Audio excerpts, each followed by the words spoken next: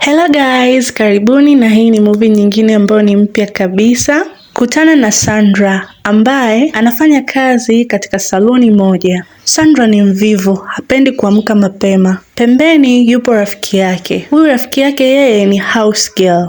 Baada ya ile alarm kuita muda mrefu, rafiki yake aliamka na kwenda kujiandaa kwa ajili ya kwenda kazini. Lakini cha kushangaza ni kwamba alishangaa rafiki yake bado alikuwa ameendelea kulala, akiendelea kukata kila alarm ambayo ilikuwa inalia. Akaona ni bora amuamshe. Sandra alivyoamshwa na rafiki yake, aliamka akajiandaa kwenda kazini. Kaja bosi analalamika, "Sandra, huu ni muda gani umekuja kazini?" Akawa anajitetea kwamba kuna kitu ambacho kilitokea huko barabarani, akashindwa kufika kwa wakati. Bosi alikasirika sana na kumwambia kuwa amesimamishwa kazi kwa mwezi mmoja. Lakini Sandra aliendelea kujitetea kuwa asamehewe, lakini bosi aliweka msimamo. Huku kwa rafiki yake Sandra kule ambako kwa anafanya kazi, mama mtu alimwambia kuwa mwanae anakuja, angependa maandalizi aanze kufanywa kwa sababu mwanae alikuwa anakuja na mpenzi wake. Na huyo hapa ndio huyo mtoto wa huyo mama, yuko na mpenzi wake akimwambia kuwa mama yake ameandaa wapishi kutoka mahoteli makubwa kwa ajili ya kuandaa chakula kwa ajili yake akienda. Hivyo mama yake alikuwa anamtarajia, lakini mdada hakupenda hiyo idea ya kupelekwa kwa mama mkwe. Hakuwa tayari kabisa kwenda kutambulishwa.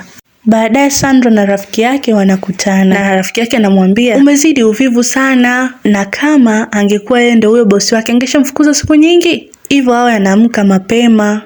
Kesho yake rafiki yake Sandra alienda kazini, lakini alipata simu kutoka kwa mama yake. Mama yake alimuomba arudi nyumbani kwani alikuwa anaumwa sana. Kwa hiyo ikabidi yeye akamuomba ruhusa bosi wake. Alienda akaongea na bosi. Bosi alimuelewa na akamwambia kama ataondoka basi amsaidie kutafuta mtu ambaye atakaa katika nafasi yake kwa muda ambao ataondoka, na akirudi atarejea.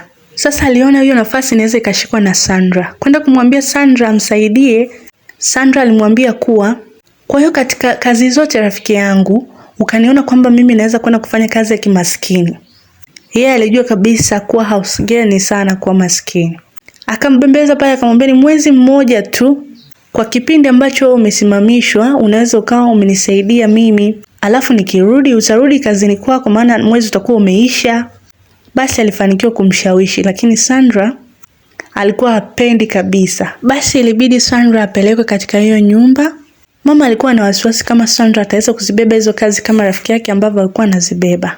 Kila swali ambalo alikuwa anauliza, alikuwa anajibu rafiki yake Sandra.